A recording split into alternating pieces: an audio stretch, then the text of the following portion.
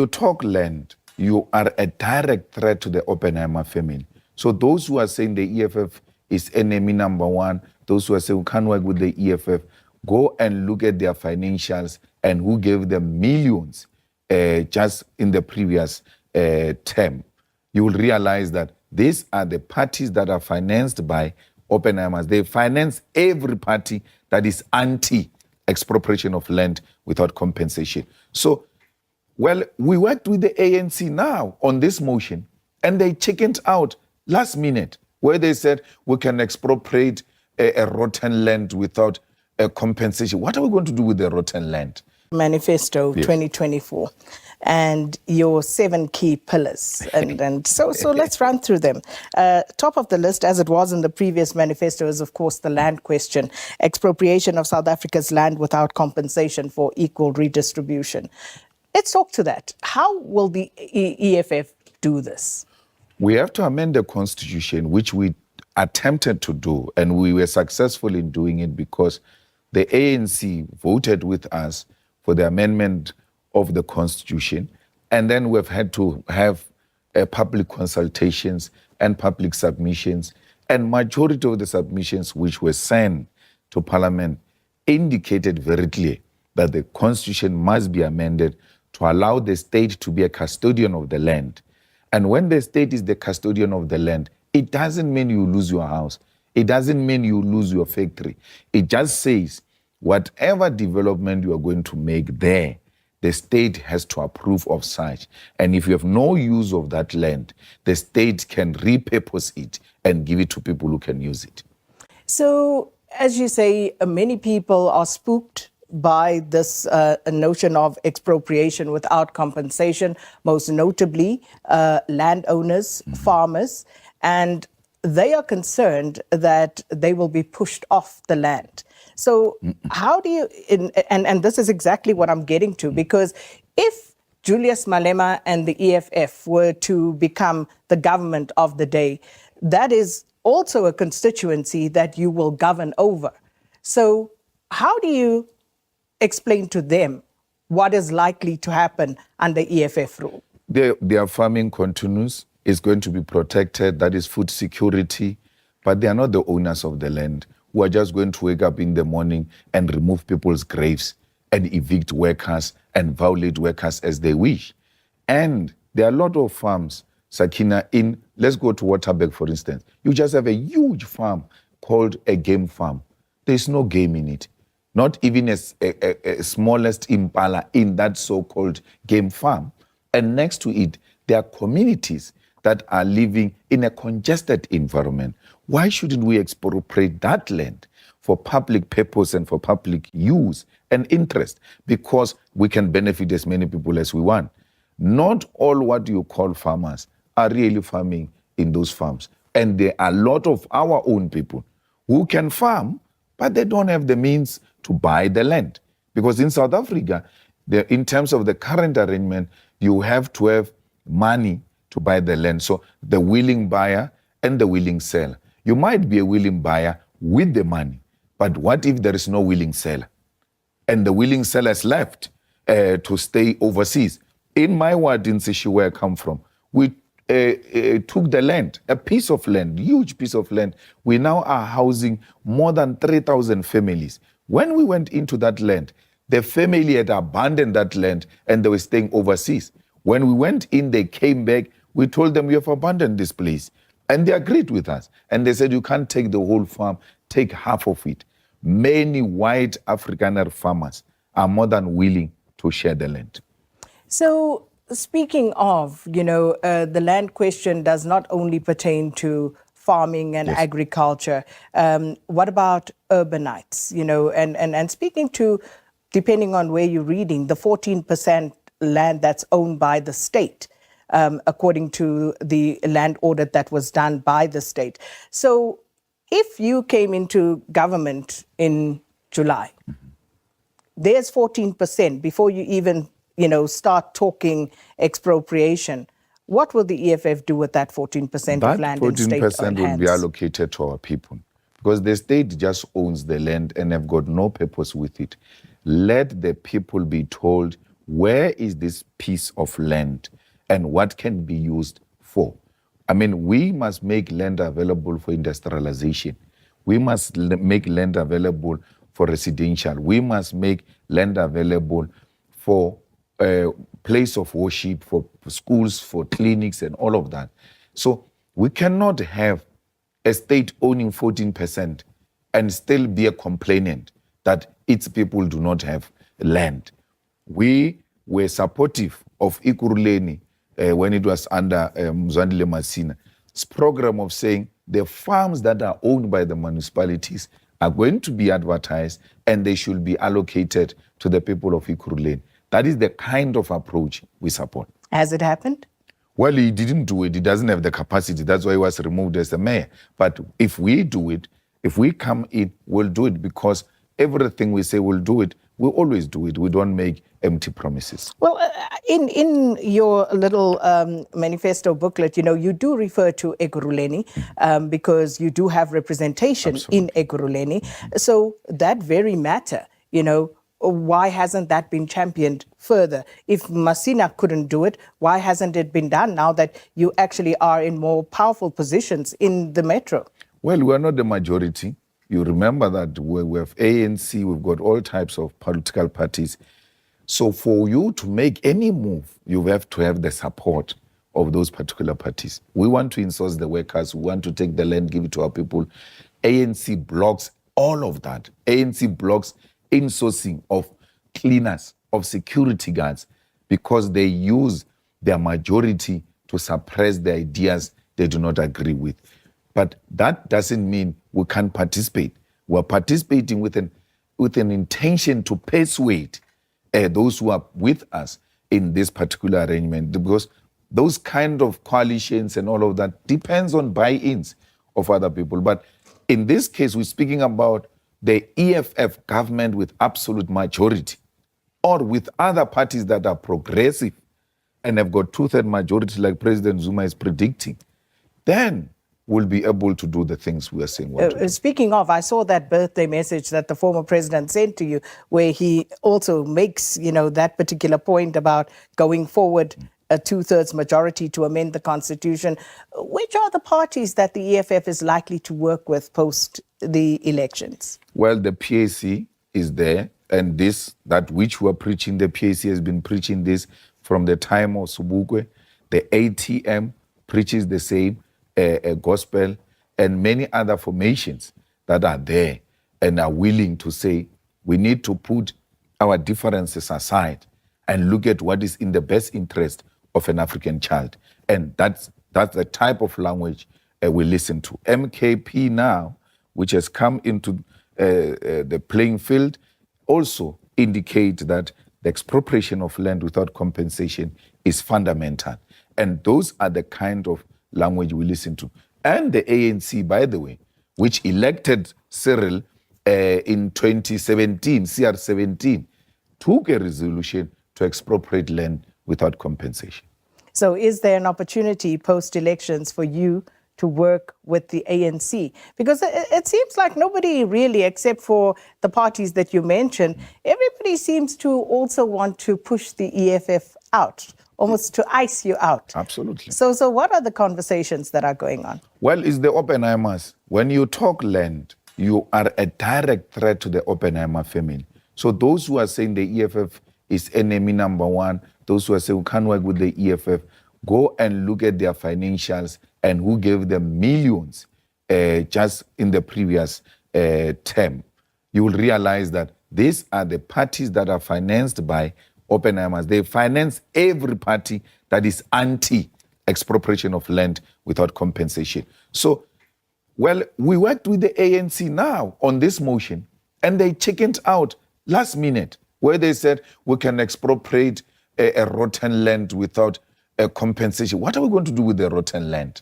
So as we were moving in the country, consulting our communities, we were with the ANC. Right. When we met the leadership of the ANC, they agreed when we were negotiating for 2016 coalitions, they had actually conceded to that demand, because they said, effectively, that's who we are. But the problem is the leadership not necessarily what the ANC stands for. The second one is about the nationalization of mines, banks, and other strategic sectors of the economy without compensation. Once again, because I think there's a lack of real explanation of how the EFF intends to do all of this. And this is what I would dare say scares many South Africans, because we just hear Julius is going to nationalize, the EFF is going to nationalize, but we don't know what you mean by that. Well, nationalization simply means state ownership. So let FNB be, let ABSA be, let Standard Bank be, let's establish our own bank.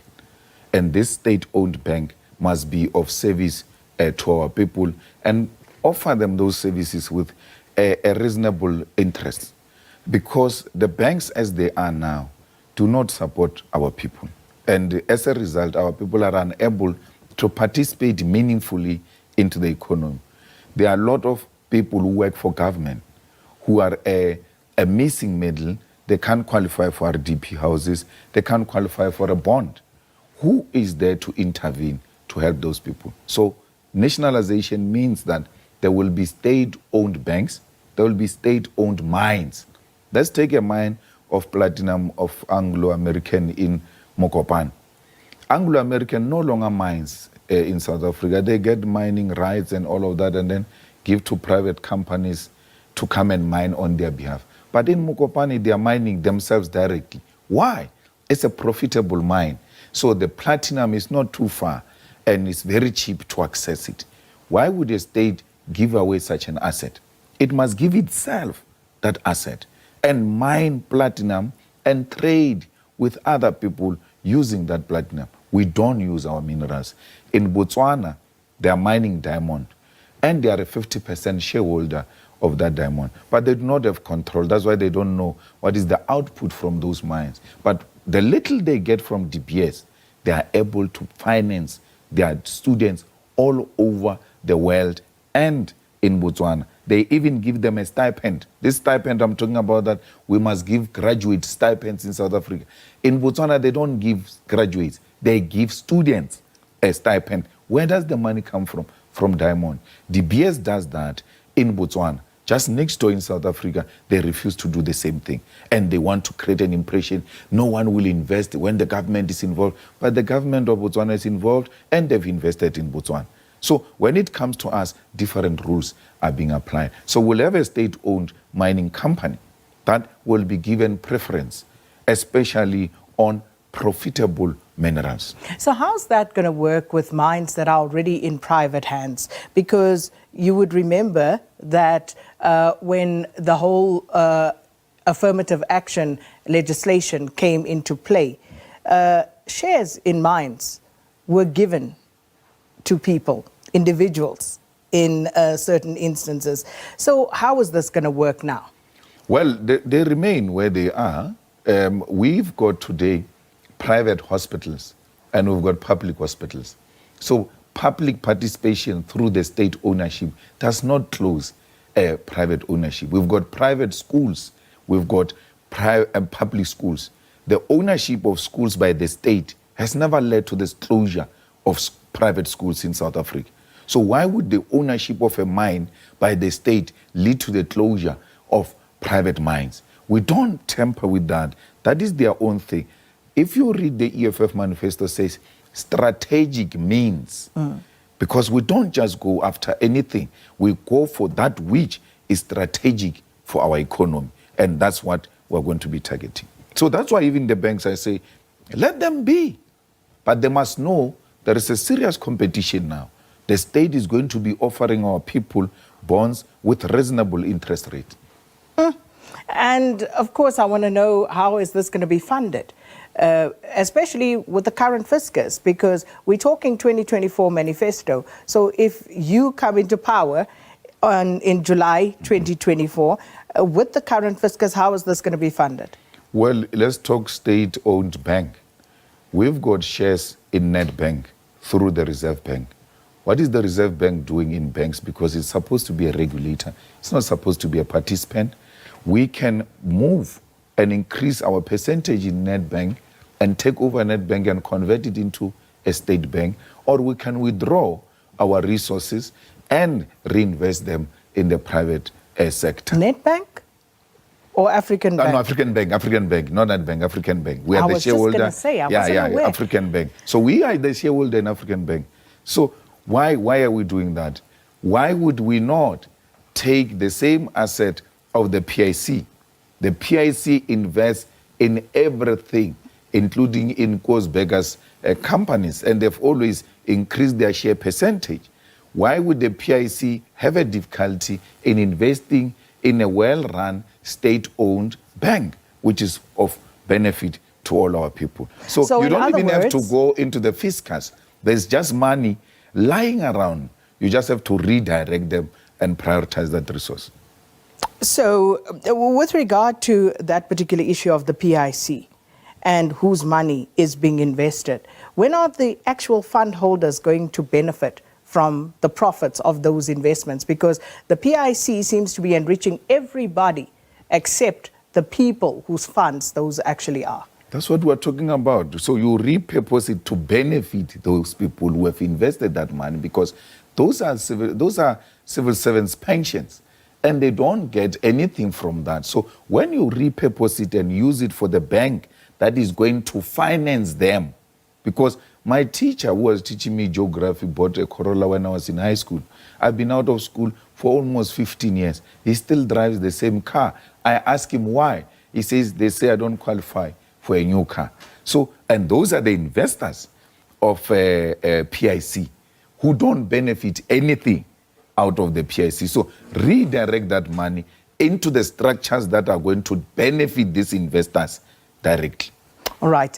Julius Malema, our guest this morning. Let's take a look at some of your questions that you've sent for the president of the Economic Freedom Fighters. Here's one from Soul City Institute. Says, what steps will the party take to address gender-based violence and femicide in South Africa? Will they commit to fully implementing the National Strategic Plan for GBVF in the party's manifesto? Well, we want to make sure that our police stations have got sections that deal specifically with victims of GBVF.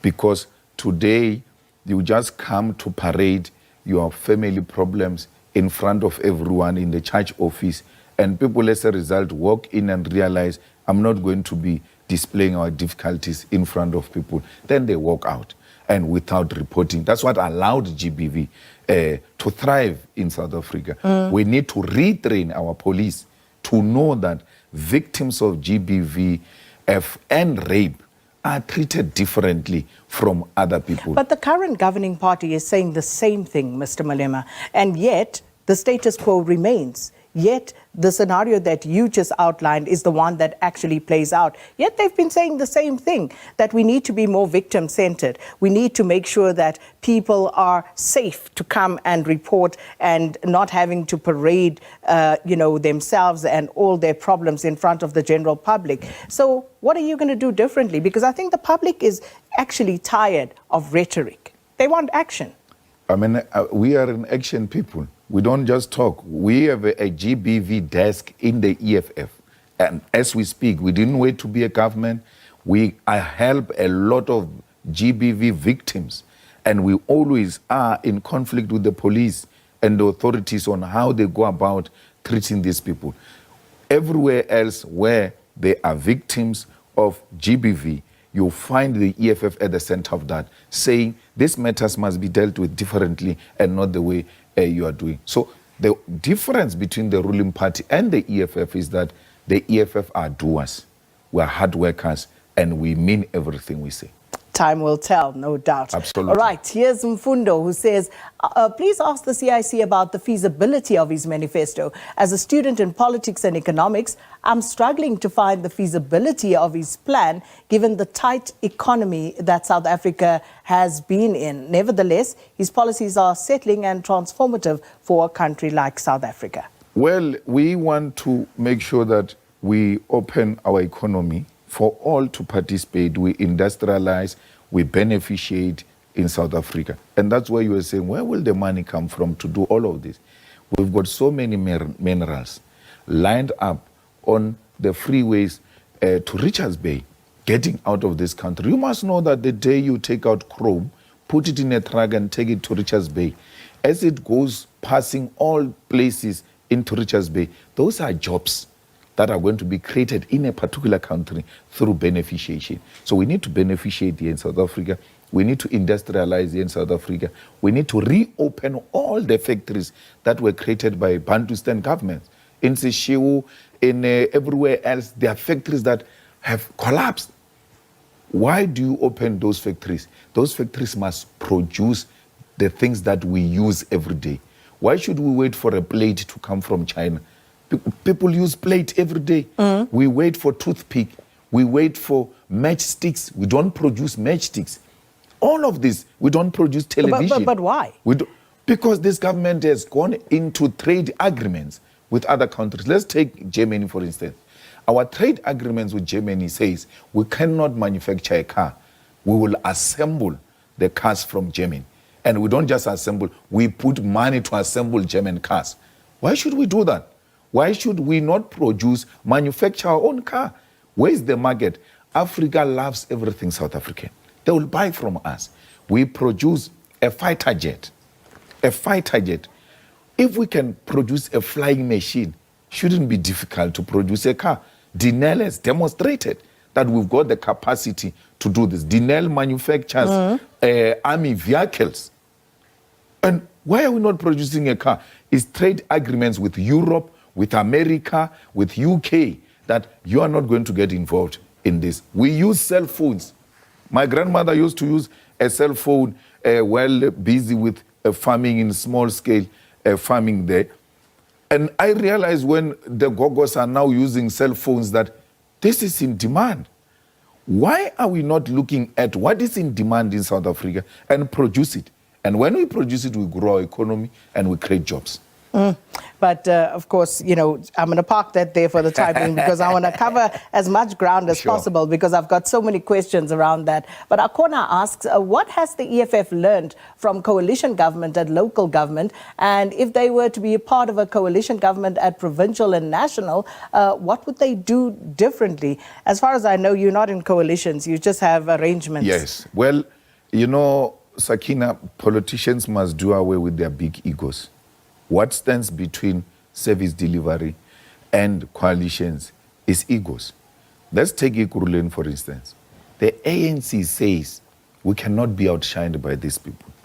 And then Masina goes to a meeting and say, if you go on with this arrangement, it is the end of the ANC. When we go to unblock a blocked sewer in a ward, through our Commissar Tembiwus and MMC in Ekurhuleni, the ANC councillor comes and blocks the unblocking of a sewer. That he loves his poo-poo running on the streets. That's an ANC arrangement. Why would you block people who are coming to unblock a sewer? The ANC's problem in Ekurhuleni is that the EFF is outshining the ANC. How? Through service delivery. You report an illegal dumping site now, as we are sitting in this show. If they go and treat it now and give us the location, tomorrow when you come back, you will be giving a different picture of what we saw this morning. Because whatever gets reported to EFF, it must be resolved within 24 hours. So coalitions can work. The problem is big egos that, you know, when you're in, and I understand the ANC's problem. They were in power and they know what power can do. Now they are no longer in power and they're struggling with accepting that they are players now in the same power and they have to be accommodated. The DA is purely racism, but also political jealousy, because the DA's internal research told them that the EFF is going to pass you. Where have you ever seen in a long 800-meter marathon where Caster Semenya has got someone in front and he has to pass that person in front? She turns and says, no, my problem is this number 3 behind me. I mean, that's the highest form of madness. They ought to be concentrating on the ANC and the removal of the ANC. No, they've made a U-turn. They are looking at who's coming behind them and we must stop this one who's coming behind us. allowing the ANC to create a huge gap between them and the ANC. So the DA realized that this party is going to outshine us. And therefore, even in coalition, we must not be part of them, because by allowing them into a coalition, you are increasing their profile and you are exposing them to the South African population as to what are they capable of doing. So post-elections, is there any party that the EFF is not willing to work with? They must pay attention to 7 non-negotiable cardinal pillars. If we agree on that, we're fine. We can work with anyone, including Freedom Front. If Freedom Front says expropriate land without compensation, that's the language we want to hear. 30 years into democracy, we have not made inroads in redistributing the land into the hands of our people. Those are the issues we should be concentrating on. And understandably so, the DA and them are saying we're not part of that, because they are funders and they are founders. Because the DA is a measure of a Democratic Party and the National Party, which was forced on them by the Oppenheimers. So they are saying you cannot allow that. You talk land in South Africa. You talk ownership of the economy in South Africa. You are touching the nerve of the Oppenheimers, because they are the founders of this economy. They are the founders of this political system that we're having today. That's why they don't want to lose control. So let's talk about migration and what's happening in South Africa at the moment, and people livid in many instances about the presence of foreign nationals in South Africa, saying that this gives rise to crime in a lot of instances, feeling that foreign nationals are taking away their jobs. And I want to hear the EFF on this and your response to South Africans for whom this might be a lived reality. I want to know which foreigner took a job from who, because you are here, you are the anchor of the SABC. There is no foreigner who can come here and just take your job and say, from today I'm sitting here. The bosses would have allowed that. So the bosses are white monopoly capital which owns the South African economy. Is the one that brings foreigners into the country, give them jobs because they are going to pay them lower wages. And then from there come to South Africans and say, these people are taking your jobs, and then they make us fight. But Sakina, since when have other Africans never worked in South Africa? Because this Johannesburg was founded by a Southern Africa, not South Africa. That's why the language Fanaka law exists. Because these people came from everywhere to come and mine this diamond that we're enjoying and gold we're enjoying today in Gauteng. So they met from Mozambique, they met from Malawi, they met from Zambia, Zimbabwe. They came together, they couldn't hear one another. They even developed a language called Fanaka law.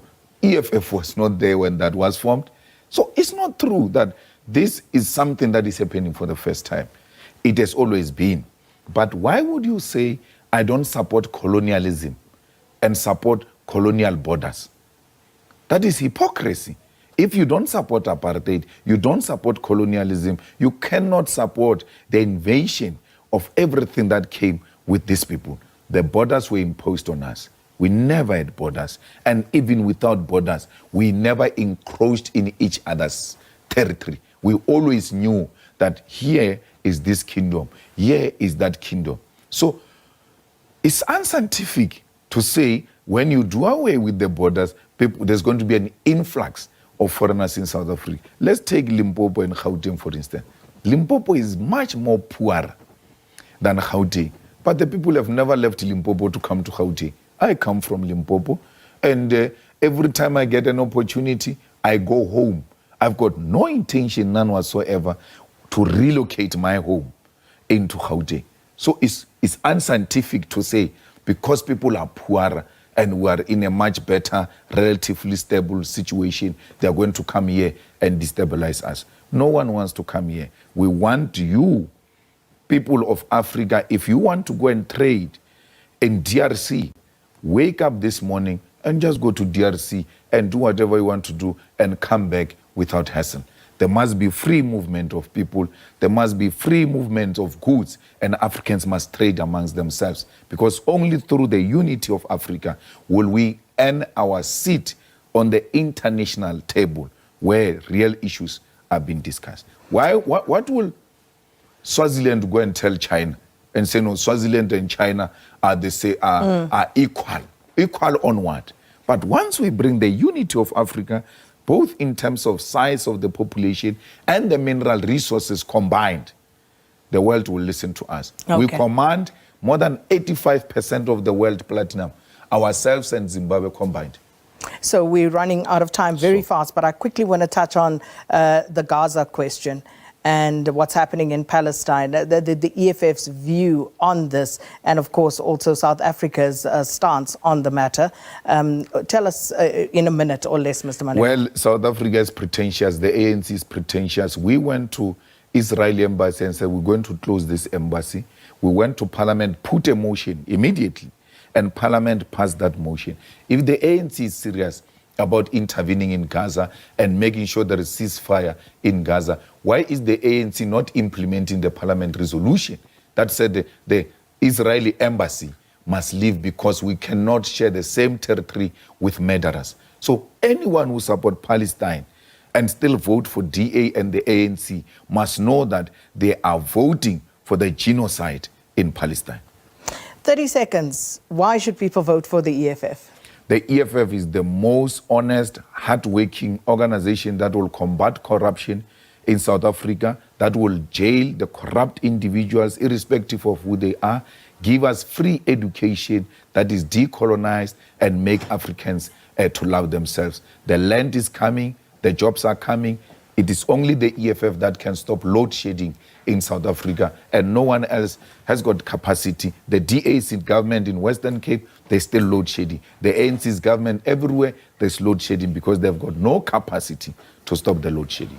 Mr. Julius Malema, thanks so much for stopping by.